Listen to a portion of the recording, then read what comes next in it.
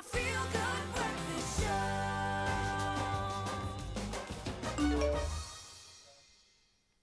Welcome back to your Monday morning live, large and in charge here on your Feel Good Breakfast Show Expresso. Thanks for tuning in as we get into that part of a Monday morning where we chat about relationships. Now, they say that your siblings are the first best friends that you'll ever have in life, and it certainly does help to know that there are other people in your corner who know what it's like to grow up with your parents. Now, as good as this can be, if siblings don't get along, it can cause much chaos and heartache in the household, as well as lay the groundwork for difficulty in other relationships in the future. So today we're asking this question: is there sibling rivalry or even all-out sibling wars in your household? And how does your family then overcome these difficulties regarding sibling dynamics? And this morning we're also joined by a celebrity psychologist and CEO of Hidden Dimensions, Charissa Bloomberg, to help us to discuss this topic and unpack it fully. And you can engage with us. Call us on 021-430-9881 with your questions. And of course, you can engage with us. It's a safe space. You can do so anonymously if you like as well. But Charissa, thank you very much for joining us. Thank you. It's a hot topic. It I mean, is, especially coming yes. off Mother's Day, a lot of Yes. siblings celebrating their parents, well, their moms in particular. But when it comes to siblings, I know that when parents decide to have more than one child, they don't necessarily think, oh, we're here to upset the other one or the family Yes. dynamics. Yes. But what are the importance for those who have siblings in terms of, personality development and also just in general? Yes. Okay. So the important thing is sibling rivalry happens in every single family, and it's part of growing up. And that's part of the way that when they actually argue, they find a way to resolve it and to resolve the conflict. And they take those skills into later life. So that's actually crucial. But when it goes too far and there's name calling and they're putting down each other and maybe fist fights, then it gets too much and then it gets toxic. Yeah. So a normal amount is right, Yeah. must happen. Yeah. And in your industry as a psychologist, have you seen a major difference between people who grew up with siblings and those that grew up without siblings? Yes, so I grew up without, so let me first talk from experience. There is a difference. Okay. There really is a difference. Those that grow up together learn, you've got a built-in trust, you've got a built-in support system, you've got a mentoring going, you've got supposedly a friend for life, all going well. And as you grow older, there's somebody there for you, and that's good for mental wellness. Okay.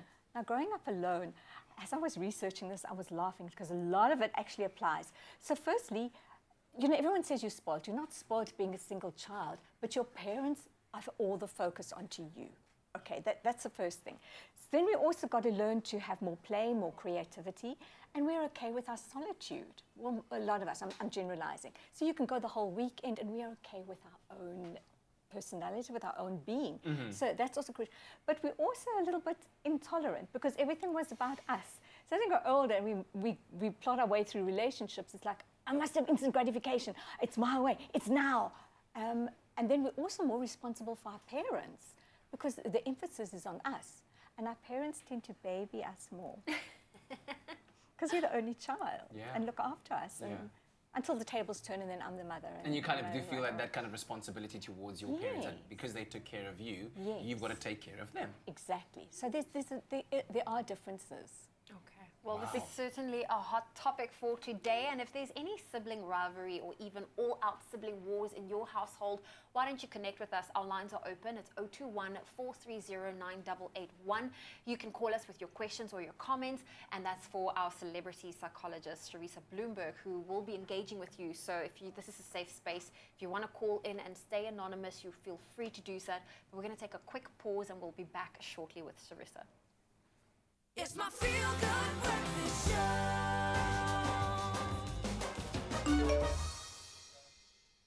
All right, we're back again with Charissa Bloomberg, our psychologist, celebrity psychologist and CEO at Hidden Dimensions. We're talking about celebrity rivalry, sibling rivalry is what we're talking about. You can call us on 021-430-9881. So earlier on, Charissa, you were talking to us about the difference between people that grew up with siblings and those without. Yes. Now, what could happen if you have a sibling, but the relationship between the two of you is not great? In fact, it's unhealthy. How could that affect other relationships going forward? Okay. Well, there's a lot of stress when it isn't working because you take that into other relationships as well. You carry that over. You carry that unresolved issue and maybe the resentment and the bitterness and the worry of it. So So that's not good. And of course, if there's been some kind of bullying or put downs or name calling, then the self-esteem is affected. And one too can go into depression. They can go into some kind of trauma if it's taken further. So it's really crucial that it gets resolved, that it doesn't sit with you for the rest of your life and take it to work and home and other life. And it's there all the time if it's not resolved. That you don't carry that with you. When you observe children, especially siblings at a young age, you can see, there's that element of competitiveness, there's that element of, to a certain degree, aggression. Yes. Why is it at such a young age that you can see this? Okay, well, there's different stages. So firstly, there's the kind of toddlers who are trying to get the mother's attention, and if someone takes their bottle or something, then they're kind of trying to assert themselves. And as we got older, we still want the mom's attention, the parents' attention, and then they start defining themselves and their personalities. So, you different, I don't like what you're doing here. So there are different layers, and then you get to the teenagers, and then the hormones, and so it's extremely complex, but it's normal. And the important thing is that the parents shouldn't always intervene, that the kids sometimes need to sort it out themselves. Otherwise, you become the rescuer, and that there's one child that's always the victim, and then it's not equal. Yeah. It's not equal when mom's rescuing one only and it sounds like a blaming the constant fight or seeking of validation from the Yes. parents. Like, I want Yes. you to see me. I want to Yes. feel like I am the important one in your life. And I guess there's certain ways in which parents can, in learning about their children's personalities, identify those places where it's most important for them to give them that validation. So let's talk about the Yes. tools Let's- or the toolkit that a parent Yes. can have in order to allow that. Brilliant, Katlego. Okay, so the thing is, the first thing the parents need to do is to step back and see that if they can sort it out themselves, because that's the best learning that's actually going to take place. And we must remember that the parents get stressed as well. Yeah. Seeing the constant bickering and that your home is not peaceful is very stressful for parents as well. So they also need to seek help and get support as well for that. So very sad when this happens, but it needs to be, we need to look at the tools, and we need to, so some of the tools, can I go through them? Please do, I've got yes. so many like buzzing through my head. Go. Open up that bag. Open up that bag. The first tool is communication. Get the children to start talking about I feel, not I think, I feel hurt. I feel hurt when you do this. This is what we need to do. And learn, I know this sounds like preaching, let's talk about forgiveness, because that's really crucial. Yeah. If you're carrying that toxicness, you've got to learn to forgive. Resentment builds, and it's very unhealthy. Yeah. And then the other tool is do the right thing. And sometimes that is just pocketing the ego and talking to the person and taking the first step. Because if you don't, it's going to just escalate into years and years and years of ongoing building and building and building. And one day, I feel. That's very important. Very important. yes, I feel. Can we flip the script a little bit? What do you do in the terms of the family dynamics if the one child outshines the other one, whether it's through a talent or sport, or perhaps health, where the one child is in hospital a lot?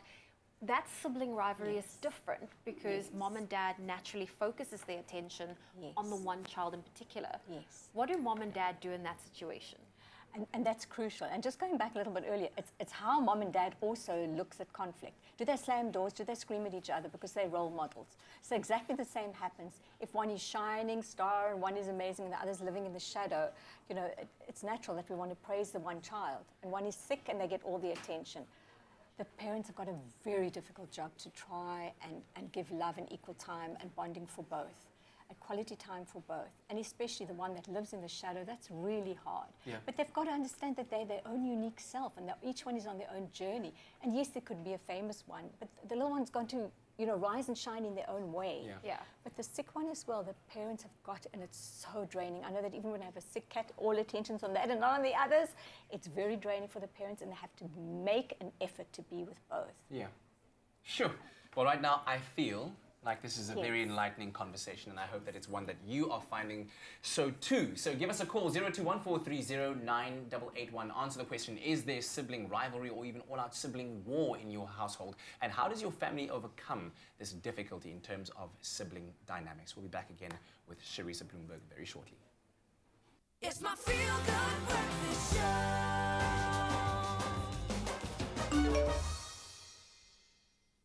Hey, welcome back to it. We're live, large and in charge. It's a Monday morning and it is so good to have your company. Charissa Bloomberg in the house, and we're talking about sibling rivalry and the effects that an unhealthy or a healthy relationship with your sibling could have on future relationships in your life. So we hope that you give us a call on 0214309881. Now, as we exited the last segment, I wanted to find out about parents teaching children about the importance of standing together, united, as a family unit, and how that could benefit you as you grow older. How do you do that? How do you emphasize that importance? By telling them your friends are going to come and go, and the only thing that's going to be stable in your life that you have to work on is your relationship with your sibling. Yeah. As you get older, that sibling's there to have your back, to be there for you. It's the most amazing gift. So they've got to work at it. They've got to have quality time. They've got to have little team buildings. They've got to do little things together, like go decorate the room, go out and celebrate something, or create a family day. They've got to build that connectedness, because it's crucial. If that bond isn't built, then they just start going. Those are actually so important, hey, those family days. I feel like every family should have a day in the year that is their dedicated family day. Bring all the siblings, grandparents, uncles, cousins together, just family day. And not just on Christmas or, Exactly. But on those family days, everybody must talk about, I feel. Oh my goodness, it's like massive bonfire, huge. Cheers around I feel hurt, I feel I'm loved, I feel this, I feel... We must start talking around the table about how I feel and feel validated and feel understood. It's crucial. Families are not talking enough, and that's big for me. They really are not. You can see it based on if you go out to a restaurant and you see a family out and about, they're all on their cell phones, or I'm assuming when they're home, they probably they eat dinner in front of the TV. So there's no room to have conversations around a meal, for example. But Charissa, what do you do in the event of you've now got teenagers, and I mean with hormones playing a role, it's natural for sibling rivalry to be there. What can the parent do with their teenagers that don't see eye to eye? Okay. So really the same kind of thing is to teach them the communication and give them the skills. Empower them that they can sort it out themselves. They're now at the age that they don't need to come to mommy and say, you know what my father did? That they need to have the tools to sit down and resolve. And after there's been a conflict, separate them. Let them cool down, and then bring them together and have certain boundaries.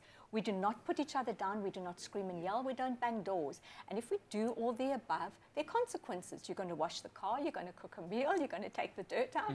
There are consequences, and stick to that so that they are accountable. They cannot just go wild in the household. Yeah. So if you find yourself as a parent now in a situation where your kids are now adults and the relationship between them hasn't been the most savory over the years, let's talk to, because I mean now we've got adults listening all around, the effects that this can have on the family as a whole, and perhaps this could be a deterrence to adult siblings who still persist with that relationship, because or the sour relationship. What could happen to the family as a whole if these relationships persist? Can I say something quite powerful? Please. Then you're going to take that to the grave. If you don't sort it out with the siblings, you're going to stand at the funeral and say, I wish. I've just buried my brother and my sister, and the last words were fighting. The last words was slamming the door. And you know what? Life is short. They need to sort it out, because it's going to affect all their relationships, their relationship with their loved ones, with their partners, with their own children, in the work environment. Resentment is hectic. It causes you a lot of stress and a lot of potential mental illness as well. Sure. So if you don't resolve it now, it just grows bigger and bigger. And I've seen that so many times when I had my practice. I don't talk to them because they did this to me and they did that. We become the victims with the ego. Oh, I'm not going to forgive them. I'm waiting for them to find me. That's nonsense. Be the first one. Be the bigger person. Pocket the ego. I've said that before. Do something. All right. Wow. Powerful advice from Charissa Bloomberg. She's not going anywhere as we continue our conversation around sibling rivalry. So if you've got a comment or a question, feel free to call us. Our number is 0214309661. It's my feel good breakfast show.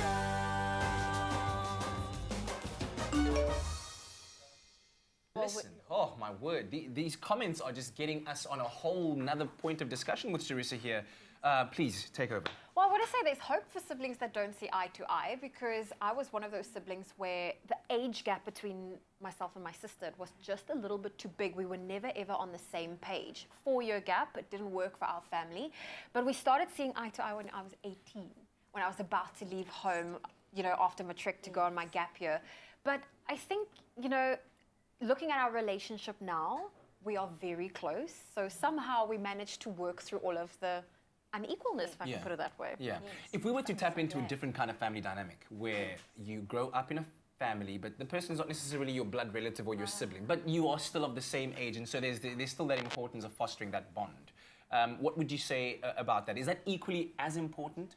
Yes, and that's critical. Blended families. Yes.